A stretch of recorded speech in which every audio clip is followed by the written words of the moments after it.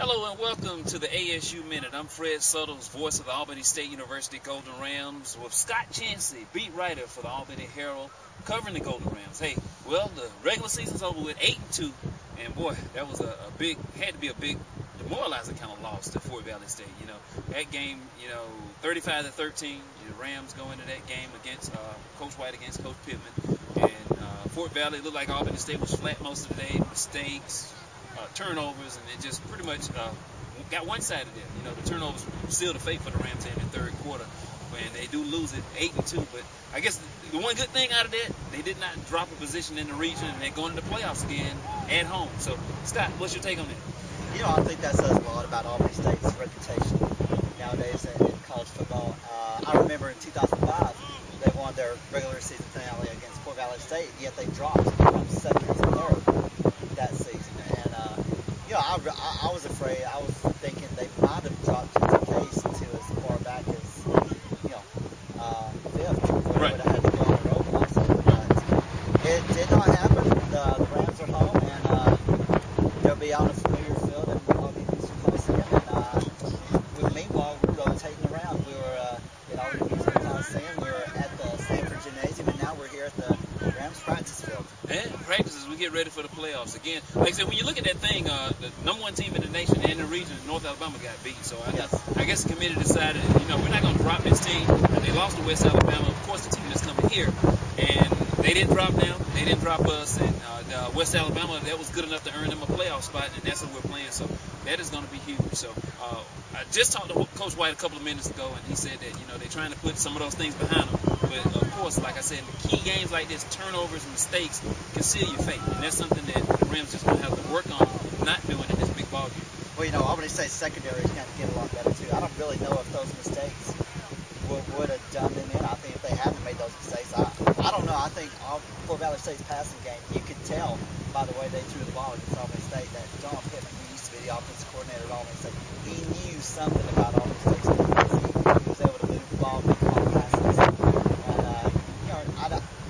Pittman knew something, and he did enough for him. Oh yeah, just think about it. He wanted to attack a certain area. I think that he wanted to attack.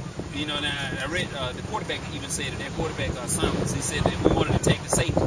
We know they were big hitters. They like to come up and stop the run, and so they wanted to force them to make plays downfield over the top. And they completed a couple of those long, like 49, 50-yard passes. And that gave them breathing room. You have them backed up to the one. Next thing you know, it's out to the 50. Right. Changed the complexion. And then there was one. And then right before halftime, they were at the 50. They go right to the 1. Yeah. And that was different. The momentum shifted their way, and then once it got there, the turnovers just kept it there, and it was downhill from there. There was like a bang-bang sequence there, I guess early in the third quarter. 2 quick Albany State turnovers led to Fort Valley points, and that was the ball game. Well, I just talked to Coach White, some of his players, and we talked about playing at home. The last 3 years been on the road. Last year, Tuscaloosa. Year before that, Catawba. Before that, Newberry. On the road. And to get on the road, drive 6, 7, 8 hours, however long, wherever you got to go. That takes a little bit out of you. These guys get to sleep in their own beds, practice on their own field, and then come here and play in front of a home crowd with the band and the fans and all that. And I think that's going to be a benefit for this team in this big ball game. And it's an advantage. The 2 games that we have won, we won at home in the playoffs. We've been in some games on the road, but definitely the 2 that we did when we were here. Right, you beat Southern Arkansas in 1997, and you beat Arkansas Tech in 2004. And you had the eventual defending national champion on the road, 24-0 at halftime. But then Chris Hatcher's team rallied back and won that 38-24. I feel this is most important playoff game in the history of Albany State's program, because they've lost in the first round, every season since 2005. And they have to make a statement not only for the program but for the SIAC, saying, hey, we as a team, we as a program belong in the playoffs. And, to the naysayers, they have plenty of ammunition saying, well, I don't know, considering that Albany State lost, their past 4 first-round games. Right. And, we'll have to wait and see. They're at home.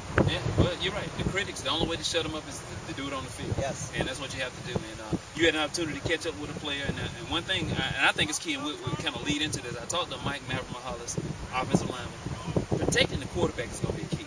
because, you know, AJ's been on the run a lot. Teams are blitzing and things like that. But if they protect this guy, he can make throws. And, you know, receivers can make plays and catches. And I think that's going to be one of the key things is to protect the quarterback in this game, Albany State, and let him be able to look at the defense and get the ball where it needs to be. Yes, you know, it's funny you mentioned AJ McKenna. He is our guest on today's show.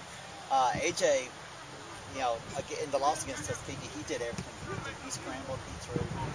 And you really have to, in games like that, against Tuskegee, against Fort Valley, games are really decided in the trenches. And if you put pressure on the quarterback, he's going to make some mistakes. Right. And that's what happens too. Right. And we didn't get, they got the hours, we didn't really get to theirs. And that was the difference. You know, he's standing on one time just in the end zone. And, you know, anybody, we've seen people talk about Tom Brady, how great he is in the NFL. Brady's had a lot of time over the years. You sit there and watch him, you know, survey the defense, 5, 6, 7 seconds, bam, and I'll get you. So, hey, let's want to go into that interview? Let's do it. Hey, Scott's going to talk with AJ McKenna. We'll be right back.